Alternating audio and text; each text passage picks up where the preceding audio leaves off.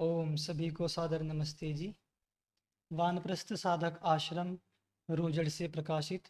विवेक वैराग्य श्लोक संग्रह पुस्तिका के अंतर्गत संगठन सूक्त, गीतिकाएं और विभिन्न छंदों में संकलित विवेक वैराग्य के श्लोकों का गायन हम आपके सामने प्रस्तुत करने जा रहे हैं। ओम स्वस्ति पन्थामनुचरेम सूर्या चन्द्रमसा विव पुनर्ददताघ्नता जानता संगमे मही। पृष्ठ संख्या 5, संगठन सूक्त। संगच्छध्वं संवदध्वं संवो मनांसि जानताम् देवा भागं यथा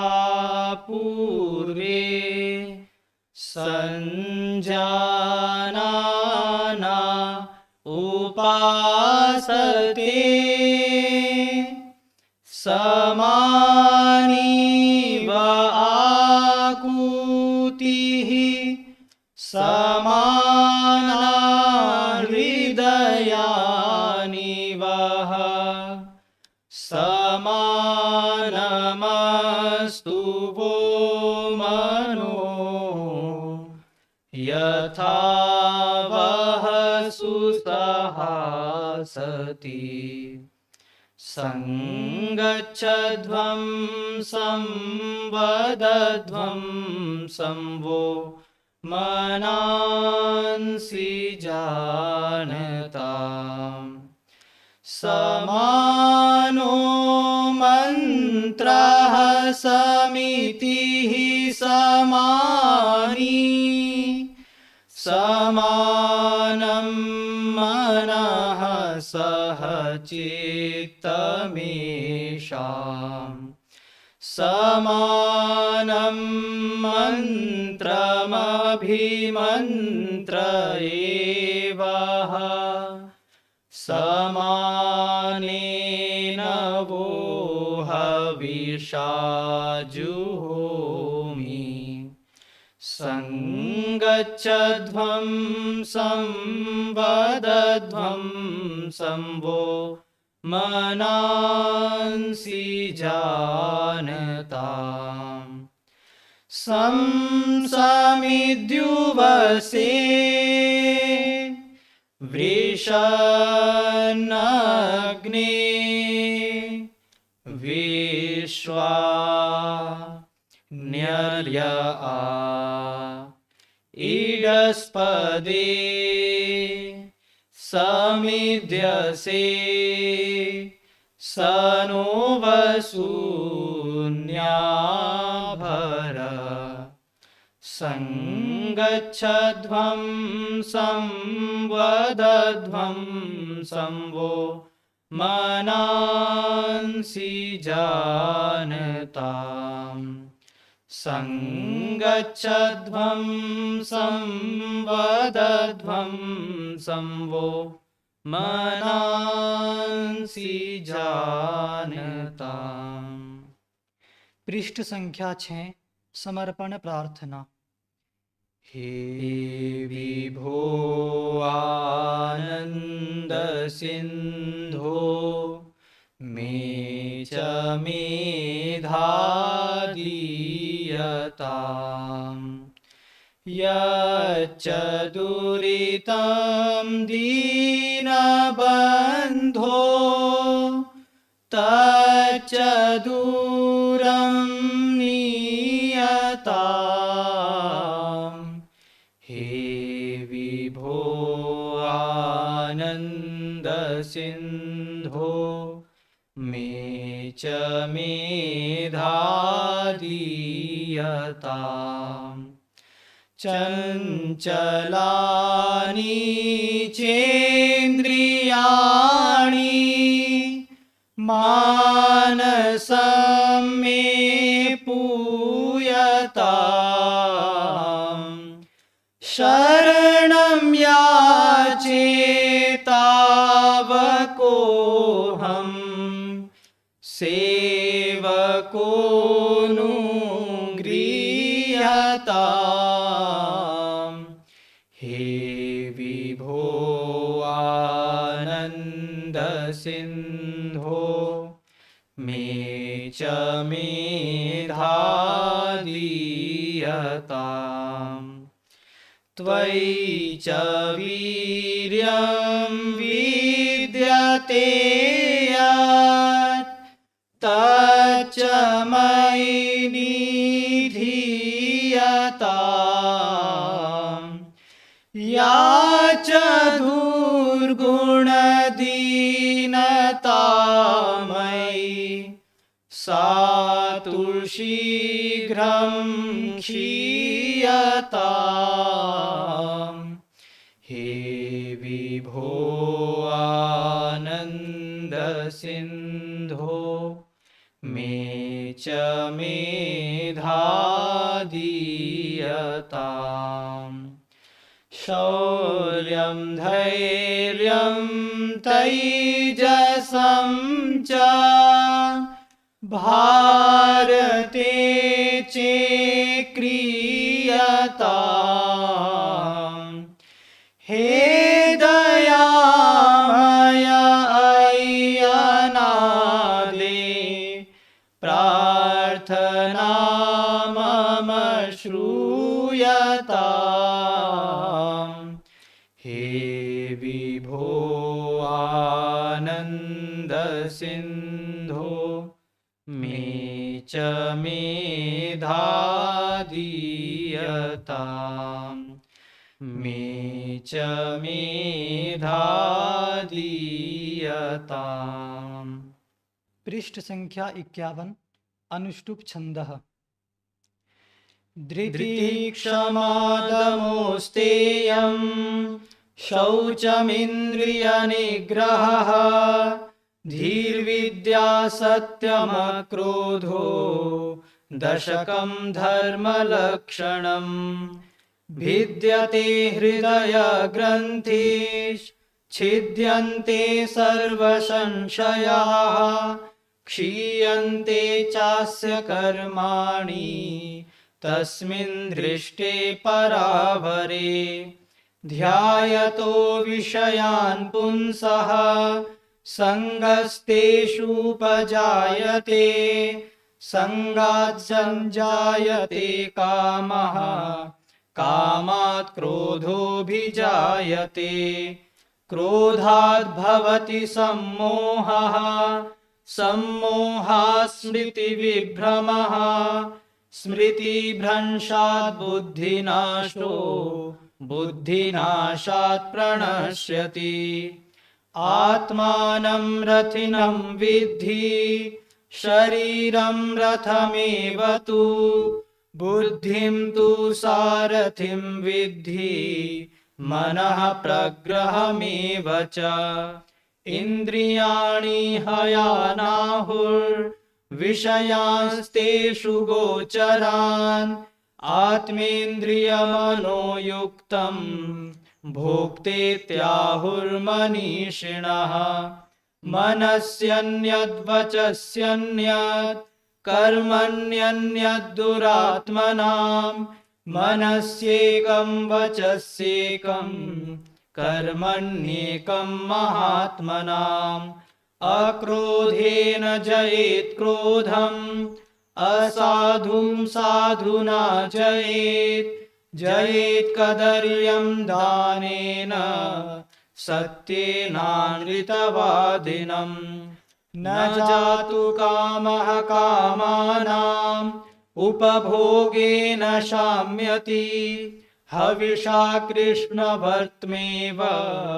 भूय एवाभिवर्धते प्रत्यहं प्रत्यवेक्षेत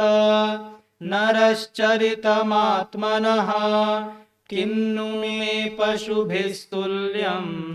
किन्नु सत्पुरुषैरिति नैनं छिन्दन्ति शस्त्राणि नैनं दहति पावकः न चैनं क्लेदयन्त्यापो न शोषयति मारुतः स्थानाद्बीजादुपष्टम्भान् निस्यन्दान्निधनादपि कायमाधेयशौचत्वात् पण्डिता ह्यशुचिं विदुः अकृतेष्वेव कार्येषु मृत्युर्वै सम्प्रकर्षति अद्यैव कुरु यच्छ्रेयो मा त्वां कालोऽत्यगादयम् श्वः कार्यमद्य कुर्वीत पूर्वाह्णे चापराह्निकम् न हि प्रतीक्षते मृत्युः कृतमस्य न वा कृतम् अनित्यानि शरीराणि विभवो नैव शाश्वतः नित्यं सन्निहितो मृत्युः कर्तव्यो धर्मसङ्ग्रहः षड्दोषाः पुरुषेणेह हातव्या भूतिमिच्छता निद्रा तन्द्रा भयं क्रोध आलस्यं दीर्घसूत्रता नास्ति कामसमो व्याधिर्नास्ति मोहसमो रिपुः नास्ति क्रोधसमो वह्निः पाशो लोभसमो न च यस्मिन् सर्वाणि भूतानि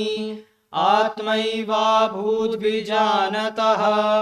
तत्र को मोहः कः शोकः एकत्वमनुपश्यतः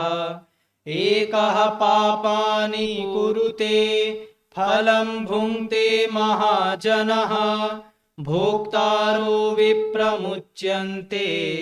कर्ता दोषेण लिप्यते वेदाभ्यासस्तपोज्ञानं शौचमिन्द्रियनिग्रहः धर्मक्रियात्मचिन्ता च सात्विकं गुणलक्षणम्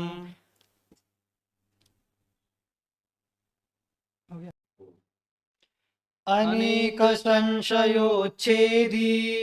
परोक्षार्थस्य दर्शकम् सर्वस्य लोचनं शास्त्रम् यस्य नास्त्यन्ध एव सः यो नधीत्य द्विजो वेदम् अन्यत्र कुरुते श्रमं स जीवन्नेव शूद्रत्वम् आशु गच्छति सान्वयः सुखार्थिनः कुतो विद्या नास्ति विद्यार्थिनः सुखम् सुखार्थी वा त्यजेत् विद्याम् विद्यार्थी वा त्यजेत् सुखम् आलस्यं मदमोहौ च चापल्यं गोष्ठिरेव च स्तब्धता चाभिमानित्वं तथा त्यागित्वमेव च एते सप्त दोषाः स्युः सदा विद्यार्थिनां मताः माता शत्रुः पिता वैरी येन बालो न पाठितः न शोभते सभा मध्ये हंस मध्ये बको यथा सत्यतीर्थं क्षमातीर्थं तीर्थमिन्द्रियनिग्रहः ब्रह्मचर्यं परं तीर्थम् अहिंसा तीर्थमुच्यते सर्वभूतदया तीर्थं तीर्थमार्जरमेव च तीर्थानामुत्तमं तीर्थं विशुद्धिर्मनसः पुनः श्रूयतां धर्म सर्वस्वं श्रुत्वा चैवावधार्यताम् आत्मनः प्रतिकूलानि परेषां न समाचरेत् वित्तं बन्धुर्वयः कर्म विद्या भवति पञ्चमी एतानि मान्यस्थानानि गर्यो यद्यदुत्तरम् पुस्तकेषु च या विद्या परहस्तेषु यद्धनम् उत्पन्नेषु च कार्येषु न सा विद्या न तद्धनम् पूर्वजन्म कृतं कर्म तद्दैवमिति कथ्यते तस्मात् पुरुषकारेण यत्नं कुर्यादतीन्द्रितः अभिवादनशीलस्य नित्यं वृद्धोपसेविनः चत्वारि तस्य वर्धन्ते आयुर्विद्यायशो बलम् यौवनं धनसम्पत्तिः प्रभुत्वमविवेकता एकैकमप्यनर्थाय किमु यत्र चतुष्टयम् न विद्यया विना सौख्यं नराणां जायते ध्रुवम् अतो धर्मार्थमोक्षेभ्यो विद्याभ्यासं समाचरेत् मूर्खोऽपि शोभते तावत् सभायां वस्त्रवेष्टितः तावच्च शोभते मूर्खो यावत् किञ्चिन्न भाषते सामृतैः पाणिभिर्घ्नन्ति गुरवो न विशोक्षितैः लालनाश्रयिणो दोषास्ताडनाश्रयिणो गुणाः आलस्यं हि मनुष्याणां शरीरस्थो महान् रिपुः नास्त्युद्यमसमो बन्धुर्यं कृत्वा नावसीदति उद्यमेन हि सिद्ध्यन्ति कार्याणि न मनोरथैः न हि सुप्तस्य सिंहस्य प्रविशन्ति मुखे मृगाः नमन्ति फलिनो वृक्षा नमन्ति गुणिनो जनाः शुष्ककाष्ठानि मूर्खाश्च न नमन्ति कदाचन काव्यशास्त्रविनोदेन कालो गच्छति धीमतां मूर्खाणां व्यसने चैव निद्रया कलहेन वा धर्मार्थकाममोक्षाणां यस्यैकोऽपि न विद्यते अजागलस्तनस्यैव तस्य जन्म निरर्थकम् दानं भोगो नाशस्तिस्रो गतयो भवन्ति वित्तस्य यो न ददाति न भुङ्क्ते तस्य तृतीया गतिर्भवति विद्या ददाति विनयं विनयाद् याति पात्रतां पात्रत्वाद् धनमाप्नोति धनाद् धर्मः ततः सुखम् धनाद् धर्मः ततः सुखम्।